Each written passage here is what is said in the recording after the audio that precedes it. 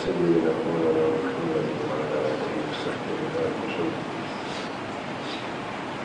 نحمده ونصلي ونسلم على سيدنا ومولانا محمد رسوله النبي الأمين المكين الحنين الكريم الرؤوف الرحيم أما بعد بسم الله الرحمن الرحيم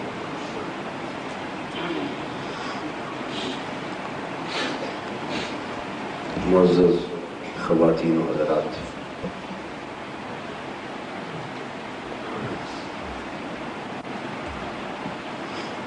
اللہ جل مجدہ کا شکر ہے اور اس کا فضل و کرم ہے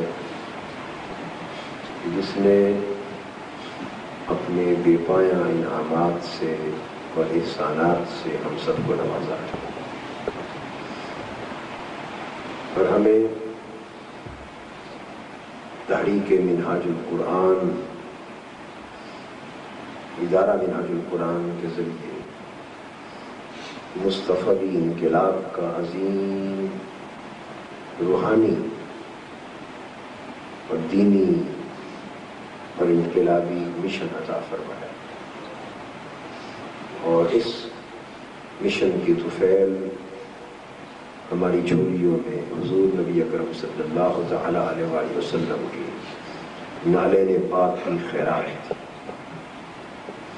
خوش نصیب ہیں آپ لوگ جن کو اللہ نے اس عظیم مشن کے ساتھ وابستگی عطا فرمائی اور آپ کے دلوں میں جذبہ ایمانی پیدا فرمایا، اور ایک ایسا جذبہ ایمانی جس نے اس دیار خیر اور دیار کفر میں بھی آپ کے اندر اللہ، اس کے رسول اور اس کے دین اور حضور علیہ السلام کی امت اور مصطفی انقلاب کی محبت کے چراغ جلائے ہیں۔ یہ بات ذہن نشین فرما لیں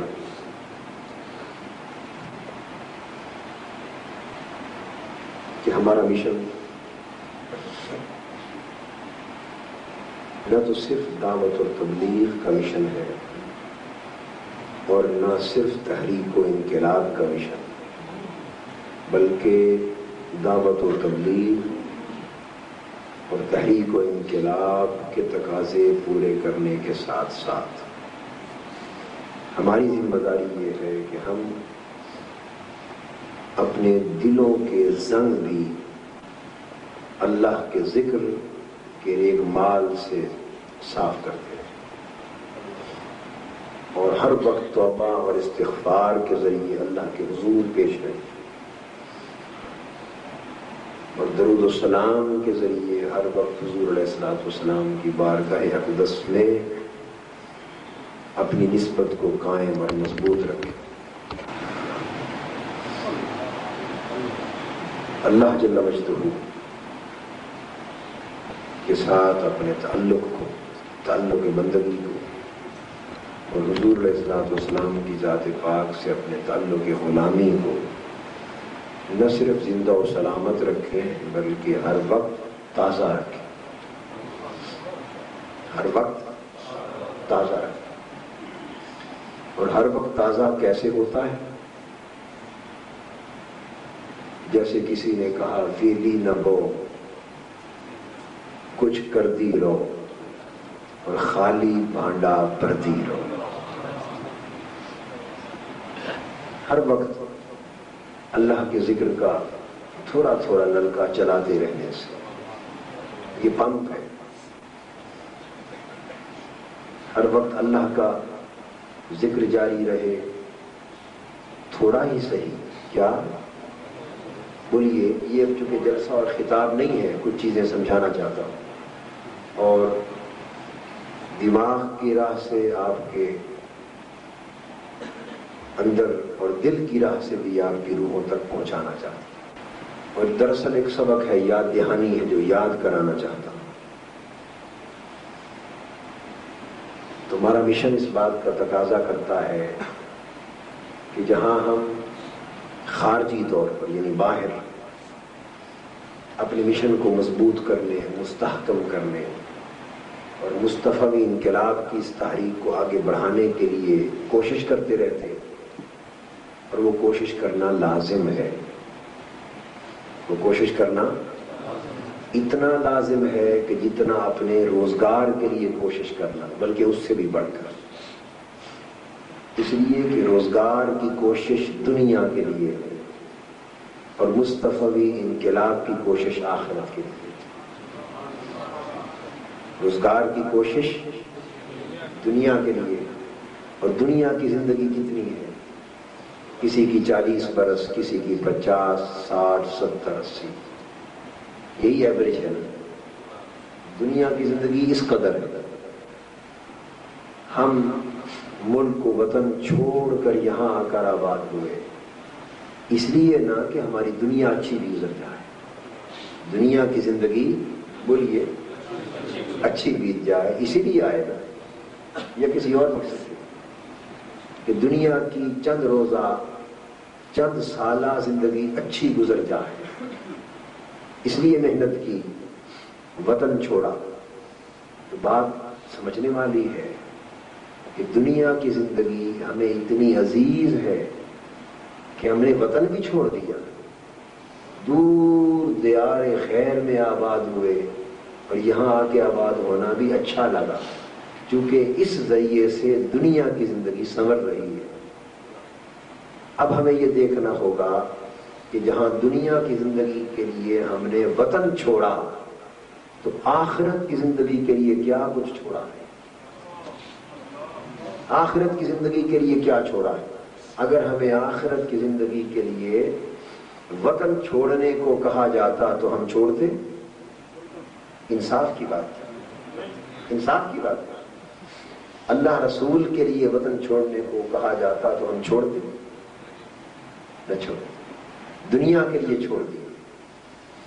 اور اندازہ کریں سبحان اللہ کتنے عظیم تھے وہ لوگ، صحابہ کرام اور اہل بیت پاک، کہ جن کو حضور علیہ الصلوۃ والسلام کا زمانہ اقدس ملا، اور وہ مکہ معظمہ میں تھے، اور کفر کی یلغار تھی، کفر کے حملے تھے، کفر کی طاقت تھی، اور وہ پیغام آ گیا کہ میرا نام لینے والوں اور میرے محبوب کی غلامی میں رہنے والوں، آؤ ہماری خاطر گھر بار وطن چھوڑ کے مدینہ چلے جاؤ. ہماری خاطر چھوڑ. انہوں نے مکہ چھوڑا، مدینہ گئے، گھر بار چھوڑا، وطن چھوڑا، کاروبار چھوڑا، تجارت چھوڑی. دنیا کی زندگی کے لیے یا آخرت کی زندگی کے لیے؟ تو کتنے بڑے لوگ تھے، کتنے عظیم لوگ تھے. یہ بات آپ سمجھیں. یہ بات اگر ہم سے کہی جائے تو ہم سے پوری نہ ہو. دنیا کے لیے وہ کچھ ہم کر گزرے جو آخرت کے لیے جس کا 10واں کیا 100واں حصہ بھی کرنے کو تیار نہیں. مگر اب خوش نصیب ہو کہ آج آپ کو اللہ اللہ کے رسول کے لیے وطن چھوڑنے کو تو نہیں کہا جا رہا. حالانکہ اللہ رسول کا حق تو اتنا تھا کہ وطن بھی اس کی خاطر چھوڑ دیتے تو حق ادا نہ ہوتا، گھر بار بھی چھوڑ دیتے تو حق ادا نہ ہوتا، تجارت و کاروبار بھی چھوڑ دیتے تو حق ادا نہ ہوتا. مگر اب اس دور میں تو ہم سے نہ وطن چھوڑنے کو کہا جا رہا ہے، نہ گھر بار چھوڑنے کو کہا جا رہا ہے، نہ تجارت اور کاروبار چھوڑنے کو کہا جا رہا ہے. صرف اتنا کہا جا رہا ہے کہ جتنی کمائی دنیا کے لیے کر رہے ہو اس میں سے کچھ کمائی اللہ کے دین کے لیے بھی کر، آخرت کے لیے بھی کر. جتنی محنت دنیا کے سنوارنے کے لیے کر رہے ہو اسی محنت میں سے کچھ حصہ محنت کا قبر سنوارنے کے لیے بھی کر. آپ دیکھیں ہم جن گھروں میں رہتے ہیں ان گھروں میں ہم نے چند سال کی زندگی گزار لی. کتنی؟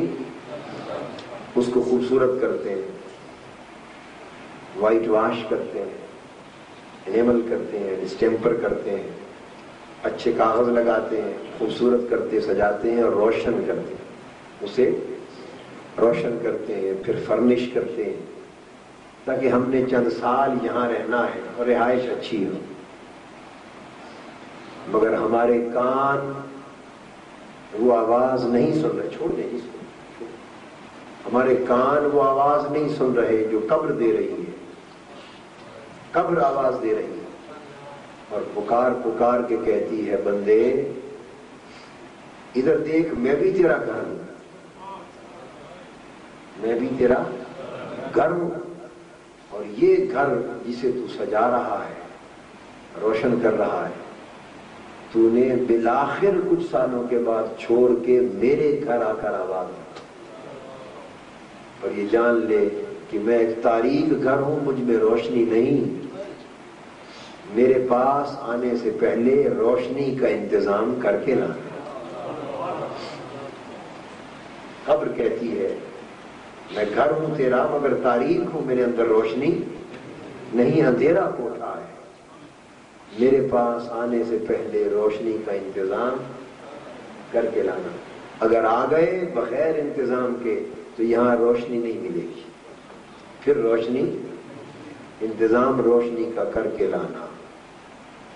وہ کہتی ہے کہ میں آرام دہ بستر نہیں ہے میرے پاس. اگر آرام کی زندگی بسر کرنی ہے تو آسائش و آرام کا بندوبست بھی دنیا ہی سے کر کے لانا.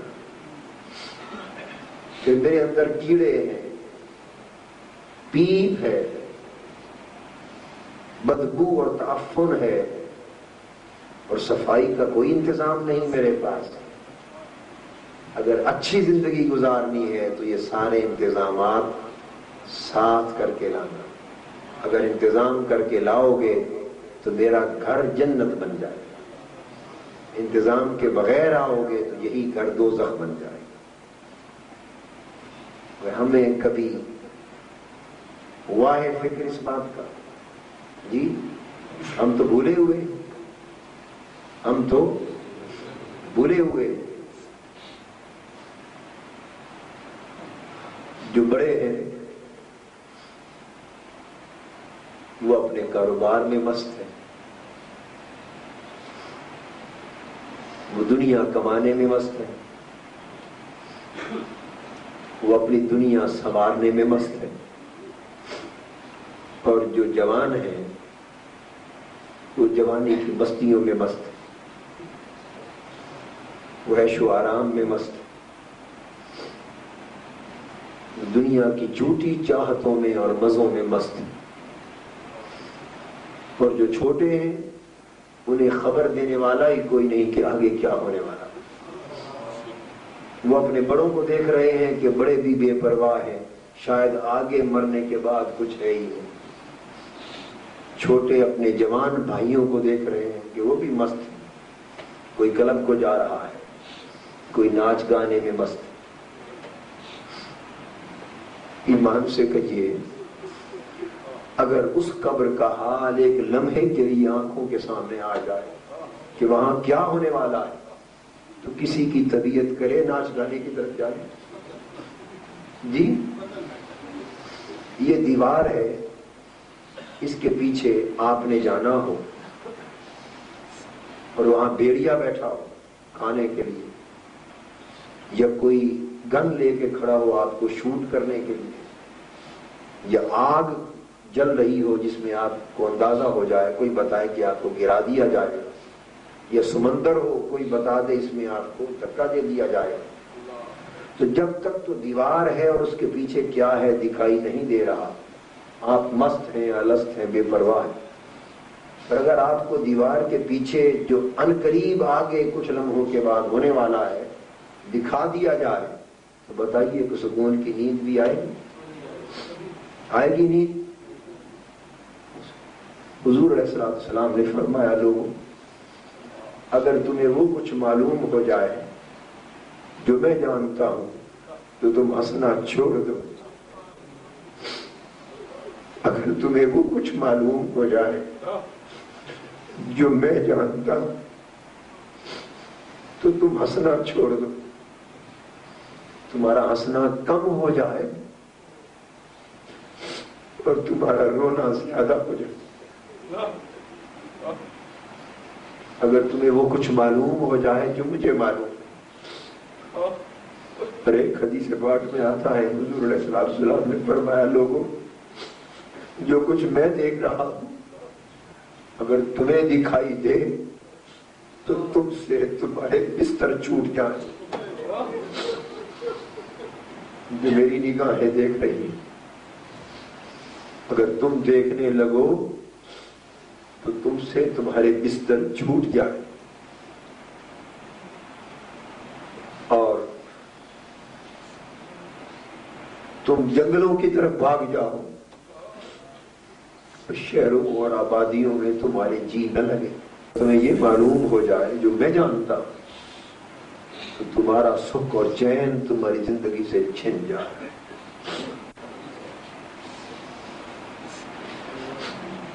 ہم بھٹک گئے اور دنیا کی لذت اور عیش و آرام میں کھو گئے.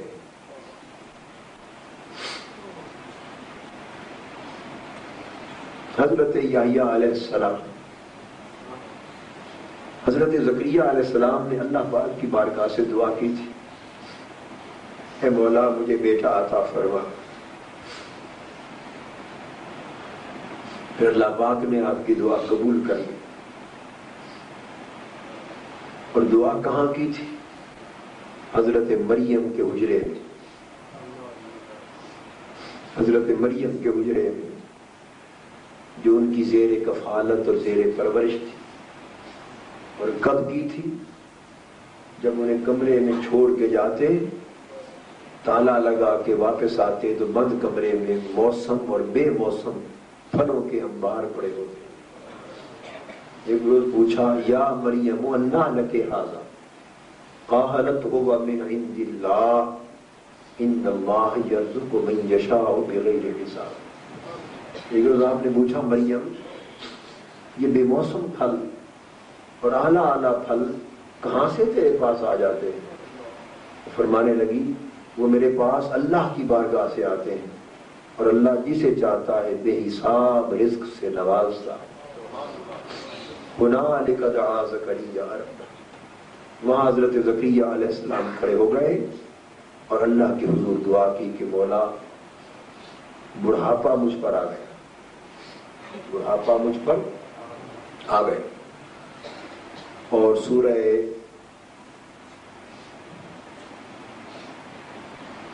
مریم میں تو الفاظ یوں آئے ہیں، قال انی رب انی وہن العزم منی واشتعل الرأس شیبا ولم اکن بدعاء ربک شقیا. ولم اکن بدعائک رب شقیا.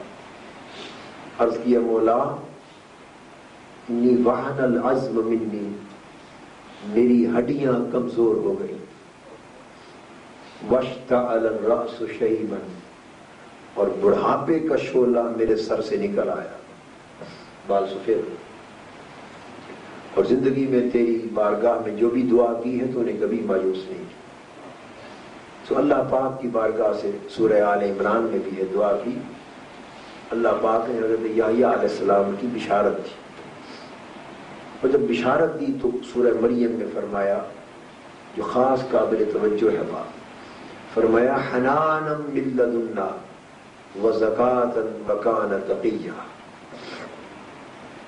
یہ خاص نکتہ بتا رہا ہوں والدین کے لیے تربیت کی بات، کہ اپنی ایسی اولاد اللہ سے مانگیں اور اولاد مل جائے تو ایسی تربیت کریں.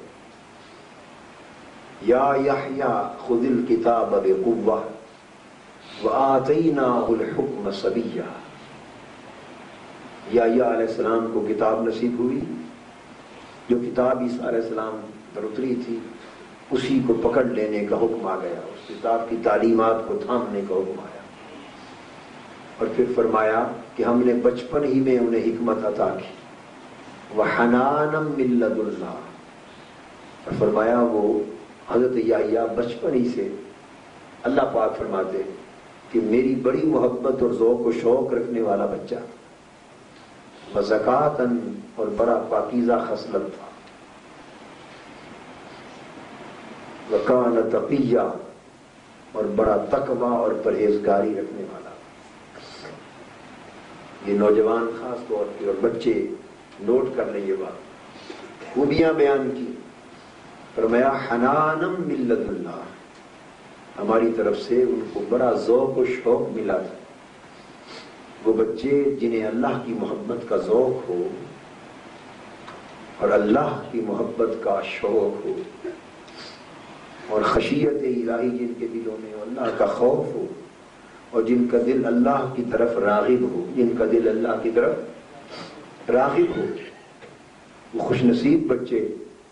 اور جن والدین کو ایسی اولاد مل جائے یا جن کی اولاد ایسی ہو جائے وہ خوش نصیب والدین۔ تو فرمایا وزکات، اور وہ بڑے پاکیزہ تھے۔ تو دوسری شرط یہ ہے کہ عزیزان محترم اپنے اندر پاکیزگی اور طہارت پیدا کریں۔ پھر فرمایا وکان تقیہ، اور اللہ کا بڑا پرہیزگار، تقوی والے تھے۔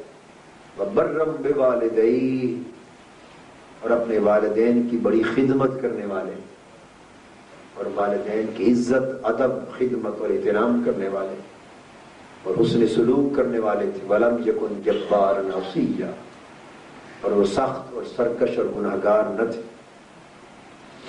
یہ جو خوبیاں بیان کی، کیا ہوا کہ پھر یحییٰ علیہ السلام پیدا ہوئے، اور ابھی 4-5 سال اور 7-8 سال اور 9 سال بچپن ہی کی عمر کا زمانہ تھا کہ اللہ کی محبت اور اللہ کی خشیت ان کے دل میں اتنی آئی کہ چھوٹے سے بچے تھے، 4-5 سال کے، 7-8 سال کی عمر تھی یحییٰ علیہ السلام کی، اور ان کے والد حضرت زکریا علیہ السلام جب خطاب فرماتے اور پیغمبر کا خطاب تھا، لوگوں کو واعظ کرتے، تو چھوٹے سے معصوم بچے تھے یحییٰ علیہ السلام، یہ ستون کے پیچھے چھپ چھپ کے بیٹھتے اور اللہ کا ذکر سنتے، حضرت زکریا علیہ السلام کی زبان سے اللہ کا ذکر سنتے اور آخرت کا بیان سنتے، اور خاص طور پہ جس دن آخرت کا، قبر کا اور آخرت کا بیان ہونا ہوتا اور خوف الہی کی کوئی بات ہوتی، اس دن تو خاص طور پہ چھپ کے آ کے سنتے، اور ادھر آخرت کا کوئی ذکر ہوتا اور چھوٹے سے معصوم بچے حضرت یحییٰ علیہ السلام کی چیخیں نکل جاتی اور روتے، گڑ گڑاتے، اور اتنا زار و قطار روتے کہ کئی بار بے ہوش ہو کر زمین پہ گر پڑتے۔ انہیں اٹھا کے گھر لے جاتا۔ ایک دن حضرت زکریا علیہ السلام بحث فرما رہے، حضرت یحییٰ علیہ السلام معصوم سے بچے اللہ کے خوف میں اور اللہ کا ذکر سن کر اتنے زار و قطار روئے، اتنا روئے کہ بے ہوش ہو گئے۔ انہیں اٹھا کے گھر لے گئے، والدہ ماہدہ نے پیار کیا، سینے سے لگایا، لٹایا، حضرت زکریا علیہ السلام آ گئے، پیار کیا، فرمایا بیٹے اتنی تھوڑی عمر اور اتنا رونا، اتنی تھوڑی عمر اور اللہ کی خوف میں اور اللہ کی محبت میں اور آخرت کے فکر میں اتنا رونا۔ بس جب ہوش آیا تو پھر گھر سے بغیر کھائے پیے نکل گئے اور ایک پہاڑ کی غار میں جا پہنچے اور آخرت کو یاد کر کے سجدے میں گرے اور روتے رہے، سجدے میں گرے اور روتے رہے۔ 3 دن گزر گئے اور 3 راتیں گزر گئیں، نہ کھانا یاد، نہ پینا یاد، نہ گھر بار یاد، اللہ کے خوف اور اللہ کی یاد میں روتے روتے 3 دن اور راتیں گزر گئیں۔ آپ کے والدین ماجدین تلاش کرتے کرتے ہر طرف اس پہاڑ کی غار اور چوٹی کی طرف آئے، دکھائی نہ دیے۔ وہاں لوگوں سے پوچھا، کوئی پھر رہے تھے، کہ آپ نے کسی کو دیکھا ادھر؟ ایک معصوم بچہ تو نہیں آیا کوئی؟ انہوں نے پوچھا اس کی کوئی پہچان؟ ماننے لگے بس پہچان یہی ہے کہ وہ اللہ کا نام لیتا ہوگا اور روتا ہوگا۔ انہوں نے کہا اور تو کچھ پتہ نہیں۔ آج 3رے دن سے اس غار میں سے رونے کی آواز آ رہی، اور ایسی آواز آ رہی ہے کہ بکریوں اور ریوڑ نے کھانا پینا چھوڑ دیا۔ اس کا رونا سنتے پتہ کیا حضرت یحییٰ علیہ السلام سجدے میں پڑے رو رہے، والدہ قریب پہنچی اور والدہ کی قدموں کی آہٹ کی آواز جو سنی چونکے اور سمجھے کہ شاید ملک الموت آ گئے، اور کہنے لگے ملک الموت 2 منٹ رک جا، اگر میری روح ہی قبض کرنی ہے تو میں جا کے ماں باپ سے معافی مانگ۔ والدہ بولی بیٹا زکریا ملک الموت نہیں، میں تو تیری ماں، اور تلاش کرتے کرتے 3 دن رات کے بعد پہنچی ہوں، بیٹے اب آ جا، اب بس کر، بہت رو لیا ہے، تمہیں گھر لے چلو۔ یحییٰ علیہ السلام 5-7 سال کے معصوم بچے والدہ مائدہ کو جواب دیتے ہیں، اماں قیامت کے دن عذاب سے میرے بچانے کی ضمانت آپ دے دیں، رونا میں بند کر دیتا۔ کیا آپ ضمانت دیتی ہیں کہ قیامت کے دن مجھے بچا لیں گی؟ یعنی اللہ پاک نے فرمایا تھا حنانا من لدنا، اے زکریا تو نے جو کہ میری مقبول بندی حضرت مریم کے توسط سے مجھ سے بیٹا مانگا ہے، ہم پھر بیٹا بھی وہ دیں گے جو بچپن ہی سے عارف ہوگا۔ تو ایک تو ہمیں چاہیے کہ بچوں کی اس نہج پہ تربیت کریں کہ وہ اللہ کو یاد کرنے والے، اللہ کو یاد کرنے والے، اور پھر کتنا اچھا ہو کہ آپ کے گھر ہو اور آپ سو رہے ہو اور پچھلی رات کا وقت آئے تو آپ کے چھوٹے چھوٹے بچے اور جوان بچے جنہیں جوانی میں نیند کا نشہ عزیز ہوتا ہے وہ اٹھ کھڑے ہو، وضو کرے اور مصلی پر سجدے میں گر کے روتے ہوئے نظر آئیں، تو گھر کا ماحول کتنا بدل جائے۔ اور میں عرض کرنا چاہتا ہوں کہ تحریک منہاج القرآن شباب پر پہنچے گی اور اسے بڑی کامیابیاں نصیب ہوں گی جس دن اس تاریخ کے جوان اور اس تاریخ کے نوجوان اور اس تاریخ کے بچے سجدوں میں گر کے اللہ کے حضور رونے والے بن جائیں گے۔ اگر چھوٹے بچے اور جوان یوں رو رو کر اللہ کو یاد کرنے والے بن جائیں تو جوانی کی عمر کے آنسو بڑا انقلاب لاتے، بڑا انقلاب لاتے، تحریک کو بڑی قوت ملے گی۔ اور یہ اس وقت ہوگا جب والدین بھی اس روش کو اپنائیں گے، والدین بھی اس روش کو اپنائیں گے۔ ہم میں سے کس کو بھروسہ ہے کہ کل کا سورج ہماری زندگی میں طلوع ہوگا؟ کس کو بھروسہ ہے کہ کل دن کا سورج ہماری زندگی میں غروب ہوگا؟ ہے زندگی کا بھروسہ؟ اگر خدا نخواستہ اچانک بلاوا آ جائے تو ہم نے کیا تیاری کر رکھی؟ کیا تیاری ہے ہماری جو اللہ کے حضور پیش ہے، حضور علیہ السلام کی بارگاہ میں پیش؟ میں سوچتا ہوں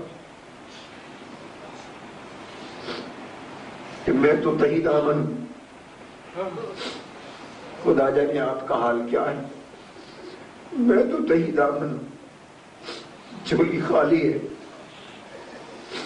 ہاتھ خالی، حال برا ہے۔ خدا جانے ایسا نہ ہو مرنے کے بعد گلے میں رسے اور زنجیر پڑے ہوں اور کسیٹ میں کہ دوزخ میں پھینکا جا رہا ہو۔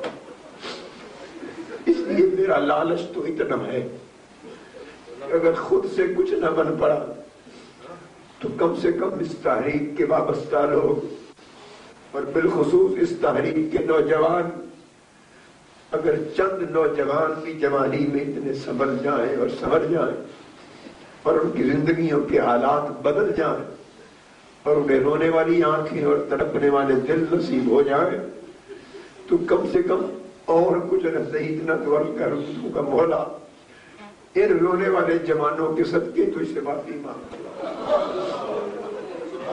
شاید ان کی آنکھوں کے آنسو ہمارے عذاب اور ہماری دوزخ کی آگ کو بجھا دے۔ حدیث پاک میں آتا ہے قیامت کا دن ہوگا، کچھ ایسے گناہگار اللہ کے حضور پیش ہوں گے، کچھ ایسے گناہگار اللہ کے حضور پیش ہوں گے اور انہیں دوزخ کی آگ کے سامنے پیش کیا جائے گا، اور دوزخ کی آگ کے شعلے اتنے بھڑک رہے ہوں گے کہ کسی شے سے بھی نہیں بجھیں گے، کسی شے سے بھی نہیں بجھیں گے۔ پھر فرشتے ہاتھوں میں تھوڑا سا پانی لائیں گے اور آگ پر پھینکیں گے اور آگ کے اٹھتے ہوئے شعلے بجھ جائیں گے۔ پوچھا جائے گا مولا یہ کیا پانی ہے جس نے اتنی بڑی آگ کو بجھا دیا؟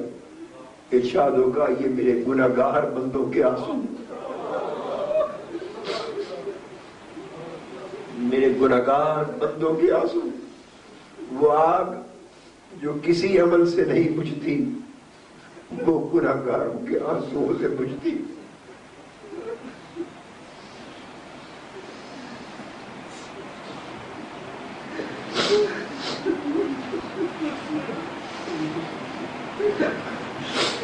وہ گناہگار لوگوں کی آنکھوں کے آنسوؤں سے بجھتی۔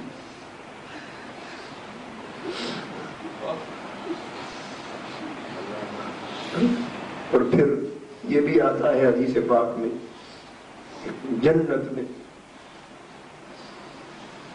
میں کچھ لوگ ایسے ہوں گے، یعنی وہ لوگ جن کو اللہ نے رونے والی آنکھ دی ہے، رونے والی آنکھیں دیں، وہ جب جنت میں جائیں گے تو چپ چپ بیٹھے ہوں گے، لوگ باغات کی سیر کریں گے، چشموں پر جائیں گے، محلات میں رہیں گے، حور و قصور دیکھیں گے، جنت کی نعمتوں میں مست ہوں گے، خوش ہوں گے، مگر وہ لوگ جن کی آنکھیں دنیا میں اللہ کے لیے رونے والی آنکھیں، یہ چپ چپ اداس الگ الگ خاموش بیٹھے ہوں گے۔ اللہ پاک ان سے پوچھیں گے بھئی تمہیں جنت کی نعمتیں پسند نہیں آئی؟ کچھ کمی ہے جنت کی نعمتوں میں؟ کیوں چپ ہو، کیوں اداس ہو، کیوں خاموش ہو؟ یہ عرض کریں گے مولا تیری نعمتوں کی تو کوئی کمی نہیں، تیری نعمتوں کی جو کچھ تو نے فرمایا جنت میں مل گیا۔ حکما پھر تم کیوں خاموش ہو اور چپ ہو، تمہیں کیا ہے؟ عرض کریں گے مولا تیری جنت کی خیر اور تیری جنت کی نعمتوں کی خیر، مگر ہماری آنکھیں عمر بھر جس خیال سے روتی رہی ابھی تک وہ شے نہیں ملی جن کے لیے ہمیشہ آنکھیں روتی تھی۔ اللہ پاک فرمائیں گے وہ کیا چیز تھی؟ فرمایا مولا تیری جنت چاہنے والوں کو ملے، ہم تو تیرے دیدار کے لیے آئے، تیرے دیدار کے لیے آئے اور تیرے دیدار کے سوا کسی شے کے طالب نہیں۔ دوستو رونے والی آنکھوں کے لیے اللہ کے حضور بڑی قدر ہے، بڑی منزلت ہے۔ اللہ پاک فرمائیں گے فرشتوں میرے اور ان کے درمیان جو پردہ حائل ہے اٹھا دو اور انہیں کہو میری خاطر رونے والوں آج جی بھر کے مجھے دیکھ لو، جی بھر کے مجھے دیکھ لو، میرا دیدار کر لو۔ اس دن سمجھ آئے گی کہ اس رونے کا اجر کیا ہے، اس رونے کا اجر کیا ہے۔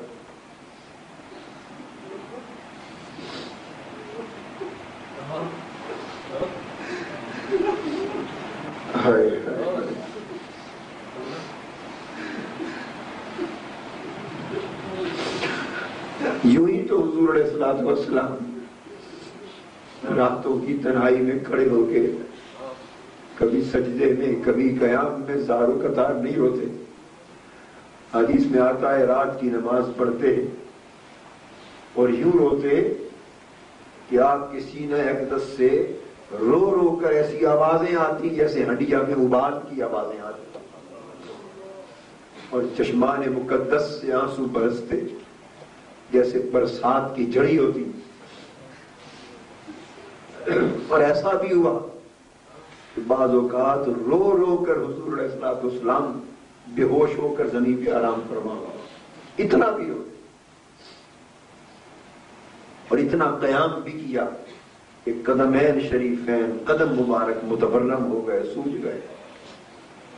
صحابہ کرام نے عرض کیا یا رسول اللہ، اتنا کیوں قیام کرتے ہیں، کیوں محنت کرتے ہیں؟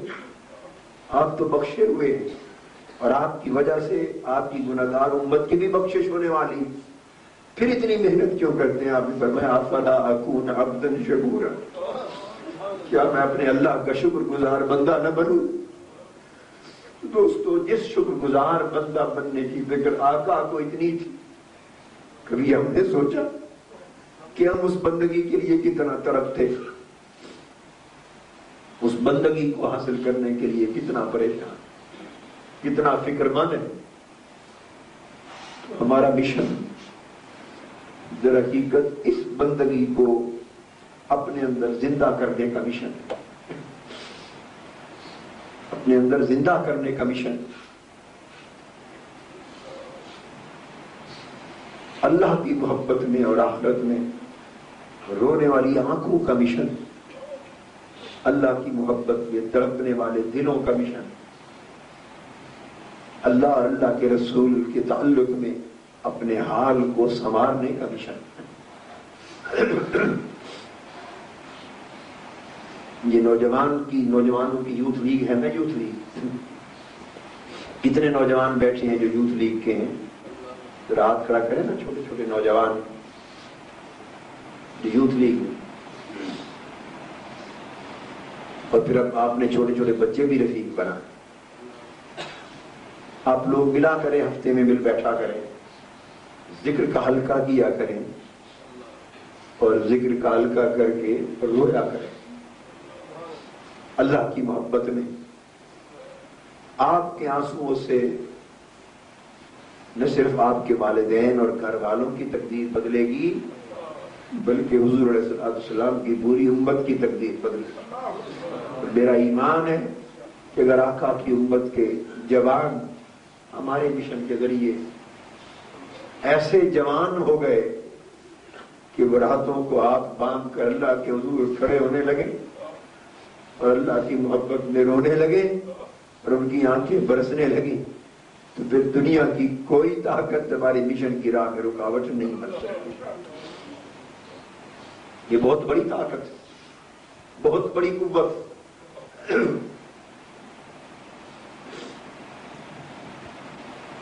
تو میں عرض یہ کر رہا تھا کہ یہ دنیا جس میں ہم رہتے ہیں، اس میں ہزاروں خواہشیں،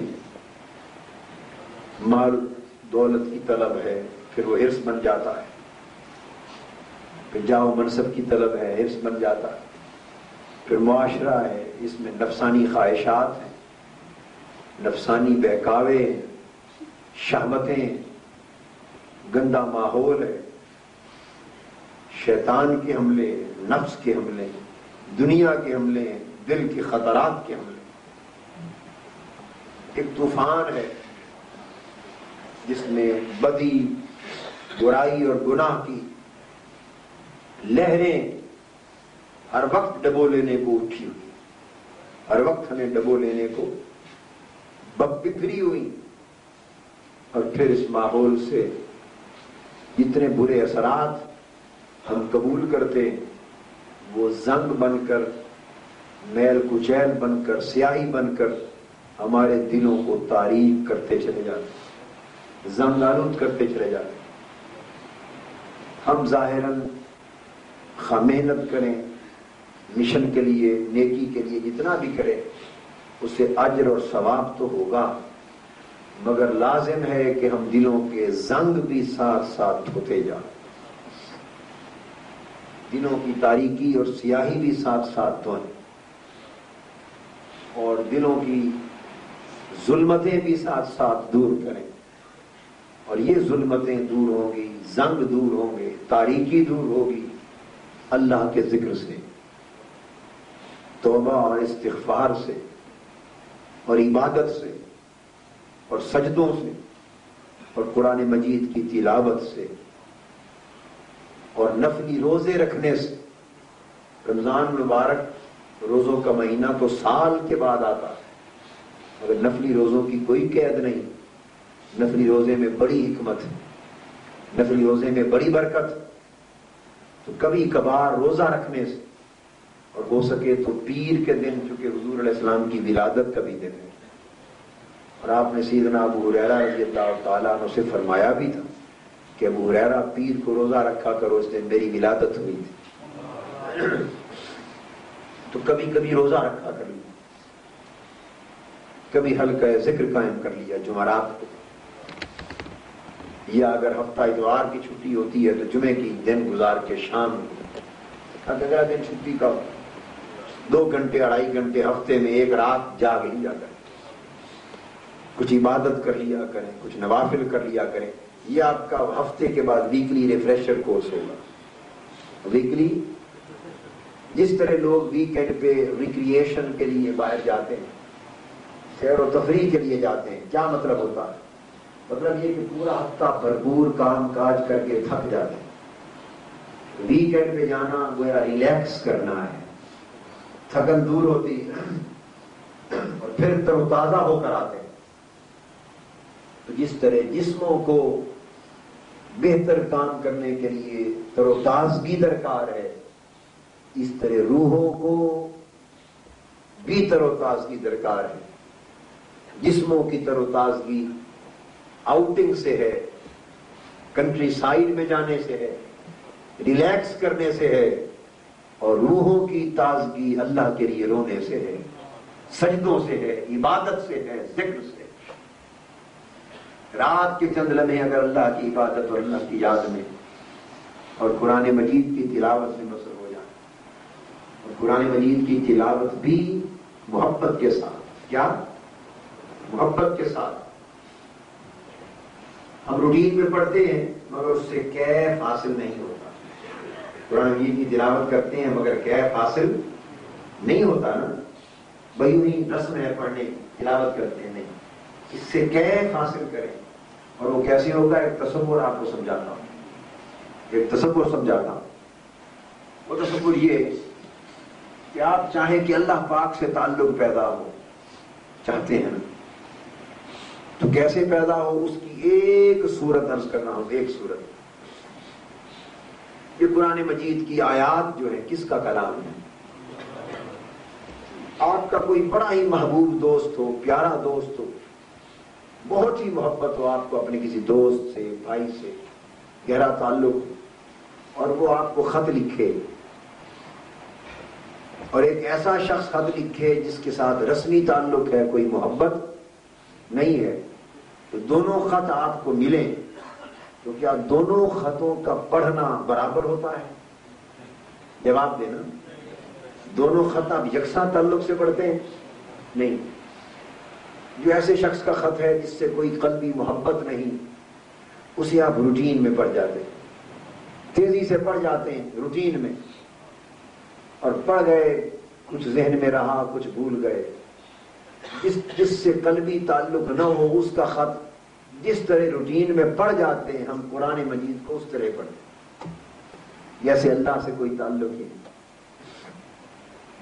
اور جس سے محبت ہو اور بے پناہ پیار ہو، جب اس کا خط آتا ہے تو اسے دیکھ دیکھ کر بھی لطف لیتے ہیں، اسے پڑھ پڑھ کے بھی لذت اور کیف لیتے ہیں، اور ایک ایک جملے کو بار بار پڑھنے کو جی کرتا ہے، بار بار پڑھتے ہیں، اور کئی کئی بار اس خط کو پڑھتے ہیں، سنبھال کے رکھ دیا، اس کے بعد پھر خیال آیا، پھر اٹھا کے پڑھا۔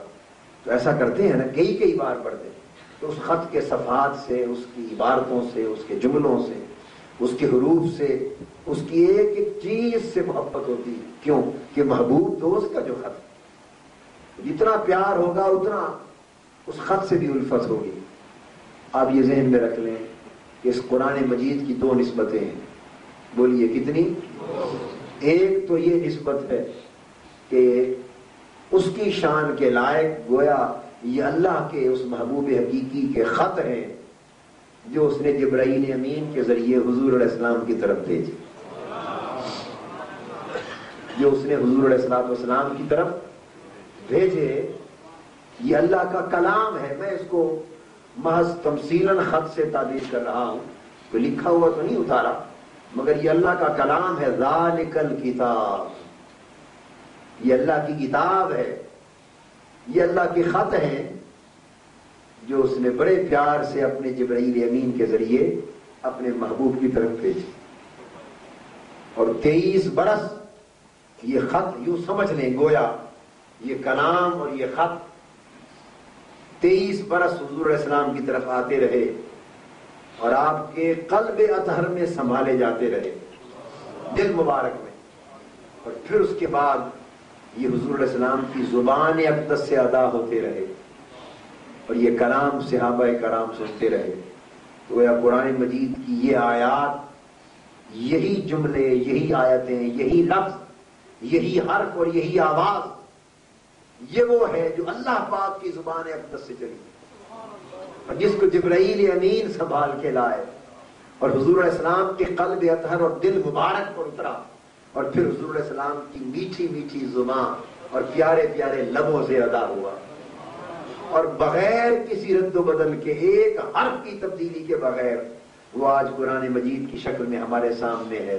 تو جب اسے کھول کے دیکھا کرو تو اس کے ایک ایک حرف سے پیار کرو کہ یہ حضور کی زبان سے نکلا ہوا کلام ہے، حضور کی میٹھی میٹھی زبان سے نکلے ہوئے جملے، یہی لفظ، یہی صوت، یہی حروف، یہی آواز، یہی جملے آقا کی زبان سے نکلے اور پھر اللہ کی زبان سے نکلے اور حضور کے قلب اثر میں رہے۔ اگر یہ تصور قائم کر کے قرآن مجید کو دیکھیں اور اس کی تلاوت کریں اور بار بار تلاوت کریں اور اس میں ڈوب ڈوب جائیں تو قرآن مجید کے اندر سے ایک فیض کا چشمہ پھوٹ پڑے گا، اور قرآن مجید کا تعلق براہ راست پڑھیں گے زبان سے، مگر اس کا تعلق آپ کے دلوں سے قائم ہو جائے گا، آپ کی روحوں سے قائم ہو جائے گا۔ زبان سے قرآن پڑھیں گے اور صرف زبان نہیں بلکہ دل قرآن کی تلاوت کرے گا، اور قرآن خود آپ کے دل سے گویا ہوگا، قرآن آپ سے کلام کرے گا، اور آپ جتنی بار پلٹ پلٹ کر قرآن مجید پڑھیں گے اتنی بار نئی برکت آپ کو نصیب ہوگی، نیا فیض نصیب ہوگا، نئی رحمت اور نئی نعمت نصیب ہوگی۔ یہ ہے قرآن مجید سے تعلق قائم کرنے کا مفہوم۔ ہماری تحریک منہاج القرآن یہ قرآن مجید کی طرف رجوع کی تحریک، قرآن مجید سے تعلق جوڑنے کی تحریک، قرآن مجید سے پیار اور محبت ڈیولپ کرنے کی تحریک، اور قرآن مجید کو مسلمانوں کے دلوں اور سینوں میں بسا دینے کی تحریک۔ تو تھوڑا وقت، میں نہیں کہتا کہ روزانہ ایک پارہ پڑھو، نہیں، بے شک ایک رکوع پڑھ لو، کتنا؟ ایک رکوع پڑھنے پہ زیادہ وقت تو نہیں لگتا نا، اور اگر ترجمے والے قرآن مجید آپ کے گھر ہو تو ترجمے سے پڑھو، اور اگر کسی اچھے قاری کی کیسٹس قرآن مجید کی قرات کی وہ گھر میں ہو تو کبھی وہ سنو، اور پھر جب چلتے پھرتے ہو تو قرآن مجید کے درس جن کی کیسٹیں منہاج القرآن کے ذریعے خود آپ کو ملتی ہیں وہ سنیں، اور یوں قرآن مجید کے ساتھ ایک روزانہ کا تعلق پیدا کریں، روزانہ کا تعلق پیدا کریں تو یہ قرآن سے تعلق ہو۔ اور پھر میں نے عرض کیا کہ رات کو تہجد کے وقت تھوڑی دیر کے لیے ہی صحیح مگر اٹھنے، عبادت کرنے، سجدہ کرنے، اللہ کو یاد کرنے کا معمول بنا لو۔ حدیث پاک میں آتا ہے کہ اللہ جب پچھلی رات ہوتی ہے، کیا پچھلی رات، اور اب اس وقت پچھلی رات ہے، رات کا آخری وقت، آخری سما، حدیث پاک میں آتا ہے اللہ پاک اپنی شان کے لائق خود آسمان دنیا پہ اتر آتا ہے، اور آسمان دنیا پہ اتر کر اپنی پیار بھری زبان میں اپنے بندوں سے فرماتا ہے۔ حضرت داؤد علیہ السلام سے منقول ہے اور بعض اولیاء کرام نے بیان کیا اس کو، فرماتا ہے کہ کہاں ہیں میرے بندے جو مجھ سے محبت کی بات کرتے تھے، جو مجھ سے محبت کا دعویٰ کرتے تھے. اللہ پاک فرماتا ہے کہ مجھ سے محبت کا دعویٰ کرنے والوں ذرا ایک بات تو بتاؤ، کبھی ایسا ہوا کہ محبوب جاگ رہا ہو اور عاشق سویا ہوا؟ کبھی ایسا محب سویا ہو اور محبوب جاگتا ہو؟ ارشاد فرماتے ہیں میری محبت کرنے والوں اٹھو تو صحیح، میں جاگ رہا ہوں اور تمہیں آواز دے رہا ہوں کہ اب دنیا سو گئی ہے، دنیا سو گئی.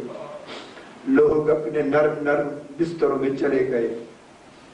ٹھنڈی ہوا، ٹھنڈا موسم اور ٹھنڈا ماحول انہیں تھپکیاں دے کے سلا رہا ہے.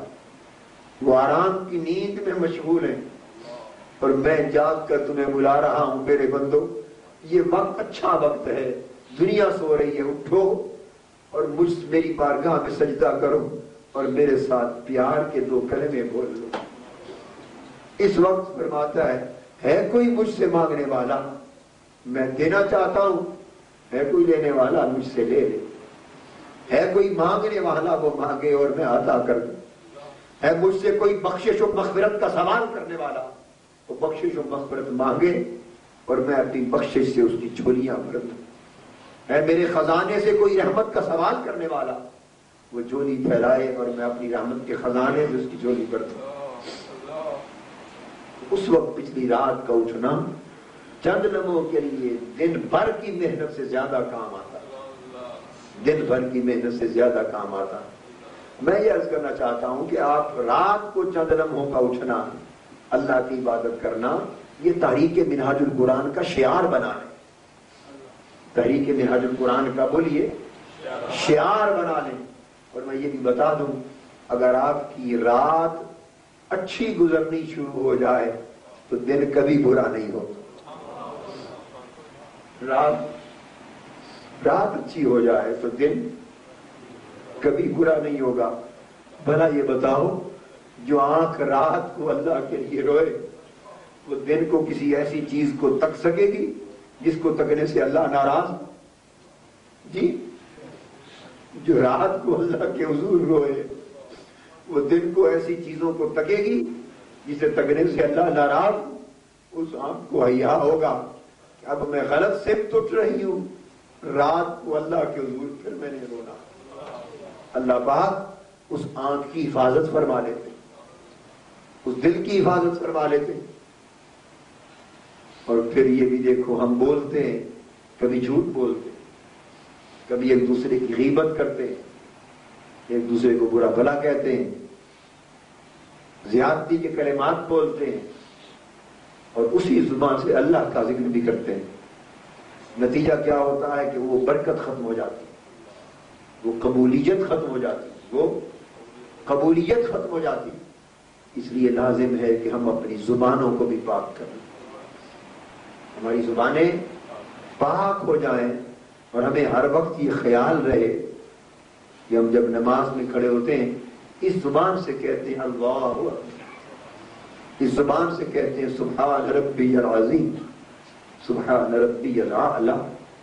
اس زبان سے اللہ کی تسبیح کرتے ہیں، ذکر کرتے ہیں، اور اسی زبان سے گالی دیتے، اسی زبان سے غلاظت بکتے، اسی زبان سے غیبت کرتے، برا بھلا بولتے ہیں. جس زبان سے اللہ کا نام لینا ہے، جہاں دیکھیے ہم نے کوئی اچھی خوبصورت قیمتی چیز رکھنی ہو اس جگہ کو سجا کے صاف ستھرا رکھتے ہیں یا گندا رکھتے ہیں؟ جی، ہم نے اپنی کوئی چیز قیمتی رکھنی ہو تو اس جگہ کو صاف رکھتے ہیں، اور جس زبان سے اللہ کا ذکر کرنا ہو اس زبان کو صاف اور پاک کیوں نہ رکھا جائے؟ پاک اور صاف کرنا چاہیے. پھر ہمارے جسم بھی پاک اور صاف رہے، جسم بھی پاک اور روحیں بھی پاک اور صاف رہیں. اور اس کا بہترین نسخہ یہ ہے کہ ہر وقت وضو سے رہیں. بہترین نسخہ کیا ہے؟ بولیے. ہر وقت وضو سے ہر وقت رہنا کوئی دشوار ہے؟ آپ کھانا توازن کے ساتھ کھائیں، وضو آپ کا قائم رہے. کھانا حیوانوں کی طرح نہیں، انسانوں کی طرح کھائیں. حیوانوں کی طرح نہیں، انسانوں کی طرح کھائیں، توازن سے کھائیں، وضو برقرار رہے گا. اور جب تک وضو ہے جسم پاک ہے. اور جب تک وضو سے جسم پاک ہے انشاءاللہ سوچ اور فکر اور دماغ بھی پاک رہے. وہ وضو ایک ڈھال ہے، وضو مومن کی ڈھال ہے جو بہت ساری برائیوں کے حملوں سے انسان کو بچا لیتا ہے. ایک اس کو بھی معمول میں رکھیں کہ منہاج القرآن کی تعلیمات میں سے جہاں وضو ٹوٹا باتھ روم میں جائیں دوبارہ وضو کر لیں، اور جتنا وقت جاگیں وضو سے جاگیں، ہر وقت وضو سے رہنے کا معمول بنائیں. اور پھر جو وقت فراغت کا ملے کام کاج میں تو ایسی کیفیت پیدا کر لیں کہ ہاتھ کارول دل یار بنے. ہاتھ کار سے مراد اپنے کام کاج میں لگے ہوئے، کار کہتے ہیں کام کاج، تو ہاتھ اپنے کام کاج میں لگے ہوئے ہوں اور دل اپنے یار کی یاد میں لگا ہوا. دکان پہ بیٹھیں، کاروبار کریں، ٹیکسی چلائیں، گاڑی چلائیں، اپنے مشن کا کام کریں، روزگار کریں، تجارت کریں، دفتر میں کام کریں، سب کچھ کریں، مگر دل کو یہ تربیت دے دیں، دل کو یہ تربیت دے دیں کہ آپ جہاں بھی ہوں دل مولا کی طرف، دل اللہ کی طرف. یہ باتیں مشکل باتیں نہیں ہیں، مشکل باتیں نہیں ہیں. اس لیے کہ اگر کوئی غم آپ کو لاحق ہو تو جو کام بھی آپ کر رہے ہوں تو دل غم زدہ رہتا ہے کہ نہیں؟ بولیے نا. اور اگر کوئی خوشی آپ کو مل جائے تو جو بھی کام کرتے رہیں تو دل خود بخود خوش رہتا ہے کہ نہیں؟ تو اس کا مطلب یہ ہے کہ دنیا کا غم ہو تو ہر کام بھی ہوتا ہے اور دل کا غم بھی رہتا ہے. دنیا کی خوشی ہو تو سب کام بھی کرتے ہیں اور دل خوش بھی ہوتا ہے. بس دل کو اللہ اور اللہ کے رسول کے عشق و محبت میں یوں مبتلا کر دو کہ جو کام چاہیں دنیا میں کرتے پھریں، جو آپ کی ذمہ داریاں ہیں، مگر دل اللہ اور اللہ کے رسول کی طرف راغب رہے. دل میں عشق الہی اور عشق رسول رہے اور خوف الہی ہو اور فکر آخرت ہو. یہ آج ہی گفتگو میں نے سیرت اور کردار اور عمل اور تقوی کے حصول کے حوالے سے کی، اس لیے تاکہ ہمارے ذہنوں میں یہ بات بیٹھ جائے کہ ہم نے تحریک منہاج القرآن کے حوالے سے خالی تبلیغ نہیں کرنی اور خالی نعرے نہیں لگانے، بلکہ خود منہاج القرآن کا عملی نمونہ بننا ہے. ایک نمونہ بننا ہے، ایسا نمونہ کہ جیسے پھول ایک جگہ پر پڑا ہو، خوشبودار پھول، یورپ والا پھول نہیں، خوشبودار پھول ایک جگہ پر پڑا. یہاں بھی ممکن ہے کچھ خوشبودار پھول ہوں گے مگر بیشتر پھول بغیر خوشبو کے ہیں. تو ہمارا کردار اور ہمارا عمل خوشبودار پھول کی طرح ہو جائے کہ ہم جہاں بھی بیٹھے لوگ ہمارے عمل کی خوشبو دیکھ کر پہچان لیں کہ یہ منہاج القرآن سے تعلق رکھتا ہے. لوگ ہمارے تقویٰ کی خوشبو سے، ہماری عبادت کی خوشبو سے، ہماری سیرت و کردار کی خوشبو سے پہچان لیں اس کا تعلق اور نسبت کسی مشن کے ساتھ. ایسا مشن جو حضور علیہ السلام کے گلی کوچوں کے سگوں سے نسبت کرتا ہے، حکومت خضرا سے نسبت کرتا ہے. یہ حضور علیہ السلام کے غلاموں کا مشن ہے. اللہ رب العزت ہمارے حال پہ لطف و کرم فرمائے. اور پھر اس کے ساتھ بڑھ کر جو میں آخری بات کہنا چاہتا ہوں، یہاں اپنی سیرت و کردار کو مستحکم کریں، ساتھ اس مشن کو بھی ظاہراً و باطناً مضبوط اور مستحکم کرنے کے لیے ہمت کریں، توجہ کریں. اگر آپ میں سے ہر ساتھی یہ عہد کر لے، ہر ساتھی، کہ وہ 1 مہینے میں کم سے کم 10 رفیق اور بنائے گا. یہ تو آپ نے اپنے گھروں سے اپنی اولاد کو بنایا، اللہ قبول فرمائے. آپ کی اولادوں کو نیکی اور تقویٰ کی راہ پر قبول فرمائے، اور حضور علیہ السلام کے نالین پاک کا سایہ آپ پر اور آپ کے اہل خانہ پر، گھروں پر اور آپ کی اولادوں پر اور زندوں پر بھی ہو. اور جو مرحوم انتقال کر گئے، ابھی 115 سال ایک بزرگ نیاز محمد صاحب ان کی جدائی کوئٹہ میں، اللہ پاک ان کی بخشش فرمائے اور سب کی بخشش و مغفرت فرمائے. یہ تو ایک رخ ہے مشن کا، وابستگی کا. مگر دوسرا رخ یہ ہے کہ آپ کو لالچ ہونا چاہیے کہ جس علاقے میں میں رہتا ہوں ہر مہینے گھر گھر جائیں. جس طرح شادی کی خود دعوت دینے جاتے ہیں نا، آپ کی شادی ہو تو میاں بیوی مل کر جاتے ہیں نا دعوت دینے، بھی ہمارے بیٹے کی شادی ہے ضرور آنا. گھر جا کر کارڈ پہنچا آتے ہیں، احساس ہوتا ہے نا اس لیے کہ ان کے آنے سے ہماری شادی کی رونق ہوگی، تو گھر گھر جا کر بلاتے ہیں۔ تو جس طرح اپنی شادی کی رونق کی فکر ہوتی ہے، اے اہل ایمان، آپ کو اللہ اور اللہ کے رسول کے اس مشن اور مصطفی انقلاب کے مشن کی رونق کی اس سے بڑھ کر فکر ہونی چاہیے۔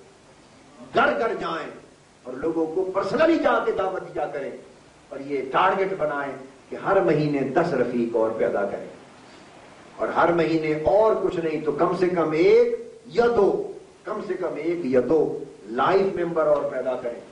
اگر دو لائف ممبر آپ میں سے ہر ایک ساتھی ہر مہینے نیا پیدا کرتا رہے تو 3 مہینے کے ٹارگٹ میں اگر آپ نے کوشش کریں 3 ماہ میں 6 لائف ممبر بنے، 30 رفقا بنے، اور وہ پھر عمر بھر اس دعوت کو جہاں جہاں پہنچائیں گے وہ، اور جہاں ان کی دعوت جائے گی ان ساروں کا ثواب قیامت کے دن تک آپ کے کھاتے میں جمع ہوتا رہے، آپ کے کھاتے میں جمع ہوتا رہے۔ یہ صدقہ جاریہ ہے حضور علیہ السلام کے مشن کو زندہ کرنے اور دین مصطفی کے احیاء اور تجدید اور فروغ دین کی اس کاوش میں جتنی آپ کی دعوت سے لوگ شریک ہوں گے، اپنے اجر اور ان کے اجر آپ کے نام اعمال میں جمع ہوں۔ تو آپ کو اندر لالچ ہونا چاہیے کہ ہمارا مشن پھیلے، گھر گھر آواز جائے، اور ہر شخص مقابلہ کرے کہ میں دوسرے دوست سے بڑھ کر اللہ کے حضور اور حضور علیہ السلام کے مشن کے لیے حضور کی بارگاہ میں اپنی کوششیں اور قربانیاں پیش کریں۔ اتنا لالچ ہو کہ جیسے صحابہ کرام نیکی کے کاموں میں مسابقت کرتے، اور جب حضور علیہ السلام نے فرمایا غزوہ تبوک کے موقع پر کہ اسلامی لشکر کو ضرورت ہے کچھ لاؤ، صحابہ کرام گھروں کو گئے، سیدنا فاروق اعظم رضی اللہ تعالیٰ عنہ بھی گئے، اور سیدنا ابو بکر صدیق رضی اللہ تعالیٰ عنہ بھی گئے۔ سیدنا فاروق اعظم رضی اللہ تعالیٰ عنہ نے گھر کا سارا سامان 2 حصوں میں تقسیم کر دیا، آدھا گھر والوں کے لیے رکھ دیا اور آدھا سامان اٹھا کر حضور علیہ السلام کے قدموں پہ نچھاور کر دیا۔ میں حضور گھر کا سارا سامان آدھا کر دیا ہے، آدھا گھر کے لیے چھوڑ دیا، آدھا حضور آپ کے حکم کی تعمیل میں اللہ کے دین کے لیے لایا۔ اور ان کو خیال تھا کہ شاید آج جتنی قربانی میں نے دی ہے شاید میں آج سب سے بڑھ جاؤں۔ اتنے میں سیدنا صدیق اکبر رضی اللہ تعالیٰ عنہ آ گئے۔ انہوں نے کیا کیا کہ گھر میں اس دن جو کچھ تھا سارا سامان جمع کر کے باندھا اور آقا بھی قدموں میں نچھاور کر دیا۔ حضور علیہ السلام نے پوچھا یا ابا بکر ما ابقیت لاہلک، اپنے گھر والوں کے لیے کیا چھوڑ آئے ہو؟ عرض کیا ابقیت لهم اللہ ورسولہ، حضور گھر میں جو کچھ تھا وہ تو آپ کے قدموں پہ لا کے رکھ دیا اور گھر والوں کے لیے اللہ اور اللہ کا رسول چھوڑ گیا۔ اس پر سیدنا فاروق اعظم رضی اللہ تعالیٰ عنہ فرماتے ہیں کہ ہمیں یقین ہو گیا کہ ہم کبھی بھی ابو بکر سے بازی نہیں لے سکتے۔ ابو بکر سے بازی تو نہ میں نے آدھا تقسیم کرنے کی بات کی، نہ سارا اٹھا کے دینے کی بات کی، اتنی بات کی کہ اللہ نے جو کچھ دیا ہے اس کا مستقل حصہ اللہ کی دین کا اللہ کے دین پہ لگتے رہنا چاہیے، مصطفی انقلاب کے مشن پہ لگتے رہنا چاہیے۔ زندگی کا یہ موقع آج ہے، کل ہاتھ نہیں آئے۔ اور قرآن مجید بار بار کہتا ہے کہ جب قیامت کا دن ہوگا اور لوگ دیکھیں گے کہ آج تو جو کچھ مل رہا ہے یہ دنیا کی کمائی کا اجر ہے، تو لوگ کہیں گے مولا ایک بار دنیا میں پھر پلٹ کر جانے کا موقع دے دے، ہم اب اعمال اور صدقات اور نیکیوں اور عبادتوں کے انبار اور ذخیرے جمع کر کر کے لائیں گے۔ افسوس پہلے ہم سوچ نہ سکے، جو کچھ پہلے نہ کر سکے بھیج دے دوبارہ کر کے لاتے ہیں۔ اللہ پاک فرمائے گا نہیں، بس وقت اور مہلت ایک ہی بار دی تھی، ختم ہو گئی، دوبارہ واپس جانے کا وقت نہیں۔ تو یہ وقت ہے، اس لیے میں نے بات یہاں سے شروع کی تھی کہ ویلی نہ بو کچھ کردی رو، خالی بھانڈا بردی رو، ویلی نہ بو کچھ کردی رو اور خالی بھانڈا بردی رو۔ ہر روز کیلکولیٹ کریں، ہر روز 24 گھنٹے کا دن ہے نا، ہر روز حساب کیا کریں کہ میں نے آج کتنا وقت دنیا کے لیے لگایا، کتنا وقت اپنے مشن کے لیے، حضور کے دین کے لیے اور مصطفی انقلاب کے لیے اور حضور کے امر اور دین کے امر کو آگے بڑھانے کے لیے لگا۔ اور روز حساب کریں میں نے کتنا کمایا اور اس میں سے کتنا اپنے اور اپنی اولاد اور اپنے گھر اور اپنی دنیا پہ خرچ کیا، اور اس میں سے کتنا حضور کے دین پہ خرچ کیا۔ اگر یہ دو حساب، اور تین، میں نے آج دن بھر کیا کیا، اس میں نیکی کتنی کی جس سے اللہ راضی ہوگا، اور وہ کام کتنے کیے جو اللہ کو راضی نہیں کر پائیں۔ اگر ان تین چیزوں کا حساب ہوتا رہے، روزانہ سونے سے پہلے حساب ہوتا رہے، تو مجھے یقین ہے کہ ہمارا ہر اگلا آنے والا دن پچھلے دن سے بہتر ہو۔ ہر روز سونے سے پہلے اگر حساب کریں کہ میں نے پورے دن میں کتنا کمایا اور اس میں سے کتنا دنیا پہ خرچ کیا، اور کمائے ہوئے میں سے کتنا حصہ اللہ کے دین کو دیا، اور یہ خیال رہے کہ دن بھر جو کچھ میں نے کیا اس میں سے کتنے عمل وہ ہیں جس سے اللہ راضی ہوگا، اور کتنے وہ ہیں جو اللہ کو ناراض کریں گے، یا اگر ناراض نہیں تو راضی بھی نہیں کریں گے، تو راضی کرنے والے عمل میں نے کتنے کیے۔ اگر یہ حساب رہے تو انسان کو فکر لاحق ہوگی کہ کہیں ایسا تو نہیں کہ میں نے آج کا دن گنوا دیا۔ دوستو، ایک ایک دن تو کیا ایک لمحہ بھی قیمتی ہے، جو دن بیت گیا وہ پلٹ کے نہیں آئے گا۔ اور میں نے کتنا وقت دنیا پہ صرف کیا آج کے دن میں، اور کتنا وقت میں نے اللہ کے دین کو دیا، کتنی محنت دنیا کے لیے کی، کتنی محنت اللہ کے لیے کی۔ اگر یہ کیلکولیشن روزانہ ساتھ کی ساتھ کرتے چلے جائیں تو حساب بڑا ستھرا ہو جائے گا، بڑا اچھا ہو جائے گا، اور اپ ٹو ڈیٹ بھی رہے گا۔ کیا اپ ٹو ڈیٹ رہے گا؟ اور جو مرد مومن روزانہ خود کو اللہ کے حضور پیش کرنے کے لیے اس طرح تیاری کرتا رہتا ہے اور روزانہ کا حساب و کتاب کرتا ہے، اس سے آخرت کے حساب و کتاب کی پریشانی نہیں ہوتی۔ وہ روزانہ کا حساب خود جو کر رہا ہے، وہ آخرت کے حساب و کتاب کی پریشانی سے اسے چھٹکارا دے دیا جاتا ہے، اور پھر وہ روزانہ کی تیاری چکے کرتا رہتا ہے۔ جب ملک الموت کی طرف سے آتا ہے اور اللہ کی بارگاہ سے بلاوا آتا ہے اور موت کا فرشتہ کہتا ہے بندے آ جا، تجھے لینے کے لیے آیا ہوں، تو ایسا بندہ جو ہر روز صبح و شام اللہ کو یاد کرتا ہو اور اللہ کی طرف تیاری کرتا رہتا ہو اور اللہ کی بارگاہ میں حاضر ہونے کا حساب کرتا رہتا ہو، وہ مسکرا کے کہتا ہے ملک الموت آ، میں تو خود تیرے انتظار میں تھا۔ تو ملک الموت اس کی روح قبض کرتا ہے اس حال میں کہ اللہ کا بندہ مسکرا رہا ہوتا ہے، مسکرا رہا ہوتا ہے۔ اور ایسے مسکرانے والے بندے کی روح جب دنیا سے پرواز کرتی ہے تو ملائکہ اور نیک روحیں بڑھ کے استقبال کرتی ہیں اور کہتی ہے مولا تیرا شکر ہے، آج ایک نیک سنگت ہمیں عطا ہو رہی۔ اللہ رب العزت ہمارے حال پہ کرم فرمائے اور رحمت فرمائے، اور ہمیں ایمان اور عمل صالح میں استقامت دے اور خیر و برکت دے۔ وما علینا الا البلاغ۔